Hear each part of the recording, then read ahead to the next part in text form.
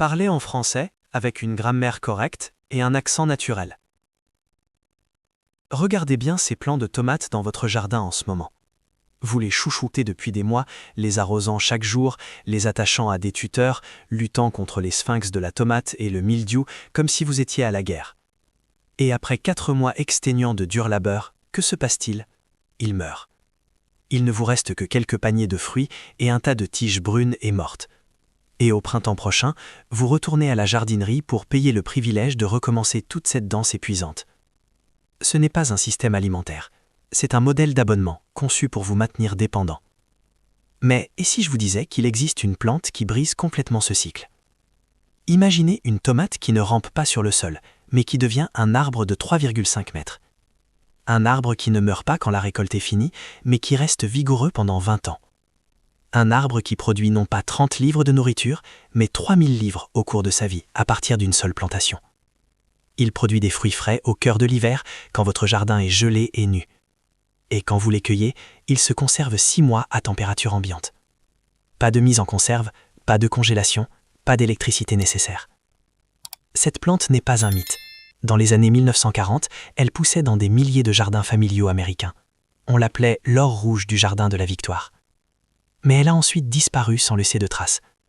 Elle n'a pas disparu parce qu'elle a échoué, elle a disparu parce qu'elle fonctionnait trop bien. Elle a été effacée parce qu'une plante qui vous nourrit pendant 2 décennies est un désastre pour une industrie qui compte sur vous pour acheter des graines chaque printemps. C'est l'histoire du tamarillo, l'arbre qu'ils veulent que vous oubliez. Mais voici la tragédie. Aujourd'hui, même les rares personnes qui réussissent à trouver cet arbre le coupent souvent après la première récolte. Pourquoi ? Parce que 90% des nouveaux cultivateurs ne savent tout simplement pas comment l'utiliser. Ils le traitent comme une tomate ordinaire, croquent dans la peau amère et disent que c'est horrible. Ils jettent une mine d'or à cause d'un simple malentendu. Restez jusqu'à la fin de cette vidéo et je vous révélerai le secret de 3 secondes qui libère son véritable potentiel. Je vous montrerai comment contourner cette peau amère et transformer le fruit à l'intérieur en une sauce de survie légendaire. Une sauce si stable qu'elle peut rester sur votre étagère pendant 6 mois sans se gâter. Une fois que vous connaîtrez cette astuce, vous ne regarderez plus jamais une tomate ordinaire de la même manière. Avant de plonger dans le vif du sujet, laissez un commentaire et dites-moi, en avez-vous assez de replanter des tomates chaque année? Parce que j'ai une solution qui va changer toute votre approche de la culture vivrière. Pour comprendre pourquoi l'industrie a enterré cet arbre, vous n'avez pas besoin d'un diplôme en botanique, vous avez juste besoin d'une calculatrice.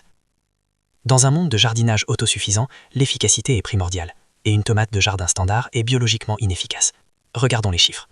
Un plant de tomate standard est une annuelle. Il nécessite un sol parfait, un arrosage constant, des engrais coûteux et de votre temps. Si vous avez de la chance, il vous donne 30 livres de fruits. Puis le premier gel arrive et il se transforme en une bouillie-noire. Pour avoir de la nourriture l'année suivante, vous devez acheter de nouvelles graines, acheter de l'engrais et recommencer tout le cycle de travail à zéro. Vous êtes le serviteur, la plante est le maître. Le tamarillo, ou tomate en arbre, est une vivace. Ce n'est pas une vigne rampant sur le sol. C'est un arbre semi-ligneux qui pousse vite, jusqu'à 3 mètres de haut en seulement 18 mois. Une fois établi, il produit jusqu'à 150 livres de fruits par an. Et voici le plus beau. Il fait cela pendant 20 ans d'affilée. Faites le calcul avec moi. Un plant de tomate standard donne 30 livres de nourriture, puis meurt. Un tamarillo produit 3000 livres de nourriture au cours de sa vie. C'est 100 fois le rendement pour une fraction du travail. Quand vous plantez une tomate standard, vous plantez un encas pour l'été. Quand vous plantez un tamarillo, vous bâtissez un actif. Vous plantez un héritage qui nourrira vos enfants et petits-enfants. Si vous aimez ces chiffres, cliquez sur le bouton d'abonnement. Nous partageons des solutions pratiques d'indépendance alimentaire chaque semaine. Parlez-en en français avec une grammaire correcte et un accent naturel. Mais la supériorité n'est pas seulement une question de poids, c'est une question de timing. Et c'est là que ça devient vraiment intéressant. Les tomates standards vous inondent de fruits en août, au moment où tout le reste mûrit également. Courgettes, poivrons, concombres, tout arrive en même temps. Puis elles vous laissent mourir de faim en janvier, sans rien de frais. Le tamarillo est différent. Dans les climats tempérés, il attend.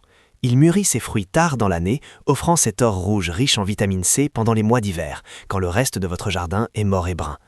Des fruits frais en février cueillis sur un arbre alors que vos voisins mangent des tomates en conserve du magasin. Alors, si cet arbre est la culture de survie ultime, pourquoi est-il impossible à trouver dans une jardinerie moderne? Parce qu'aux yeux du système alimentaire industriel, le tamarillo a commis un crime impardonnable. Il a rendu l'agriculteur trop indépendant. D'où vient cet arbre? Le tamarillo est originaire de la cordillère des Andes en Amérique du Sud. C'était la culture perdue des Incas, une plante conçue par des agriculteurs anciens pour prospérer dans des sols pauvres et à haute altitude. Mais son histoire américaine est encore plus intéressante. Dans les années 1920 et 30, le tamarillo n'était pas un inconnu, c'était une star. Les bureaux de vulgarisation agricole à travers les États-Unis en faisaient activement la promotion. Pendant la Seconde Guerre mondiale, quand la nourriture était rare et que les jardins de la Victoire nourrissaient la nation, ils ont adopté le tamarillo. Pourquoi ? Parce que c'était une machine à calories qui ne nécessitait presque aucun apport. C'était la culture parfaite de l'époque de la dépression. Un seul arbre pouvait nourrir une famille et la moitié du voisinage. Mais après la guerre, tout a changé. Les années 1950 ont apporté l'ère de l'agriculture industrielle et de la pelouse de banlieue. L'objectif n'était plus l'autosuffisance. L'objectif était le consumérisme. Les entreprises chimiques avaient besoin de vendre des engrais. Les semenciers avaient besoin de vendre des sachets d'annuels chaque printemps. Un arbre qui vivait 20 ans et n'avait besoin d'aucune aide était mauvais pour les affaires. Simultanément, l'industrie de la tomate a explosé, avec de nouvelles variétés hybrides sélectionnées pour le transport, pas pour le goût. Elles étaient uniformes, rouges et prévisibles. Le tamarillo sauvage, acidulé et durable ne correspondait pas au moule. Il ne ressemblait pas à une tomate de dessin animé. Alors les pépinières ont cessé de le proposer. Les magazines ont cessé d'écrire à son sujet. Et en une seule génération, une plante qui était autrefois un nom familier est devenue un fantôme. Ils ont échangé un actif de 20 ans contre un produit jetable de 4 mois. Mais voici l'ironie. Alors qu'ils s'occupaient à l'effacer des catalogues de jardinage, ils ont accidentellement caché les plus grands super-pouvoirs du tamarillo. Un super-pouvoir qui fait passer la tomate moderne pour une plaisanterie. Laissez un commentaire si vous vous souvenez des jardins de la Victoire, ou si vos grands-parents ont déjà mentionné la culture de plantes inhabituelles pendant les années de guerre. Parlons du fruit lui-même, et pourquoi il change tout. D'abord le goût. Ce n'est pas le goût aqueux et sucré d'une tomate de supermarché. C'est complexe, c'est acidulé, savoureux, riche en umami. Ça a le goût d'une tomate croisée avec un fruit de la passion et un citron vert. C'est un goût pour les adultes, pas pour des enfants élevés aux produits sucrés comme des bonbons. Mais son véritable pouvoir réside dans son armure. Une tomate ordinaire a une peau fine, elle s'abîme facilement. Laissez-la sur le comptoir pendant une semaine et elle pourrit. Elle attire les mouches à fruits, elle moisit. Le tamarillo est construit comme un tank. Il a une peau épaisse et amère qui agit comme un scellé sous vide naturel. Les insectes le détestent, les bactéries ne peuvent pas y pénétrer. Cela signifie que vous pouvez récolter un panier de tamarillos en décembre, les mettre dans une boîte en carton dans une pièce fraîche et mâcher encore de la salsa fraîche en avril. Pensez-y, 6 mois de conservation, pas de mise en conserve, pas de congélation, pas de déshydratation, juste des fruits vivants et crus posés sur une étagère, vous attendant en cas de scénario de rupture du réseau ou même simplement d'un long hiver. Ce n'est pas seulement pratique, c'est une bouée sauvetage. Parlez en français avec une grammaire correcte et un accent naturel. Mais, comme je vous l'ai dit au début, cette peau épaisse est une arme à double tranchant. Si vous ne connaissez pas l'astuce pour l'enlever, vous détesterez ce fruit et jetterez l'arbre. Alors, comment débloquer l'or rouge à l'intérieur de la forteresse ? Si vous trouvez de la valeur ici, écrasez ce bouton j'aime pour que plus de gens puissent découvrir cet arbre oublié. Voici le secret de 3 secondes qui transforme ce fruit d'amer en brillant. C'est une technique que les chefs appellent le blanchiment, mais je l'appelle le déverrouillage. Faites bouillir une casserole d'eau. Coupez une petite croix au bas de chaque tamarillo. Plongez-les dans l'eau bouillante pendant exactement 3 minutes. Sortez-les et plongez-les immédiatement dans de l'eau glacée. Maintenant, regardez la magie opérer. La peau amère et dure glissera entre vos mains comme une veste de soie en environ 3 secondes. Ce qu'il vous reste est une sphère de chair pure et éclatante. Aucune amertume, juste une perfection acidulée et savoureuse. Écrasez cette chair avec un peu de sel, de piment et d'oignon et vous obtenez une sauce de survie qui fait honte à n'importe quelle salsa du commerce. Ou tranchez-la crue sur du pain grillé avec de l'huile d'olive ou mélangez-la dans des soupes pour une profondeur incroyable. C'est le secret que 90% des cultivateurs n'apprennent jamais, et c'est pourquoi ils abattent un arbre qui pourrait les nourrir pendant 20 ans. Maintenant, êtes-vous prêt à planter votre héritage ? Le tamarillo est un arbre subtropical adapté aux zones USDA 9 à 11. Si vous vivez dans un climat chaud comme la Floride, le sud de la Californie ou la côte du Golfe, plantez-le en pleine terre et il deviendra un arbre magnifique et productif. Mais si vous vivez dans le nord, ne désespérez pas. Cet arbre s'épanouit dans un grand pot. Gardez-le à l'extérieur en été, rentrez-le avant le premier gel et il fera office de magnifique plante d'intérieur tout l'hiver tout en vous fournissant des fruits frais. Vous pouvez faire pousser cet arbre n'importe où dans le pays avec juste un peu de planification. C'est votre chance de briser le cycle. Arrêtez de louer votre jardin au semencier. Commencez à bâtir un actif qui vous nourrira pendant les 20 prochaines années. Plantez un arbre au lieu d'une vigne.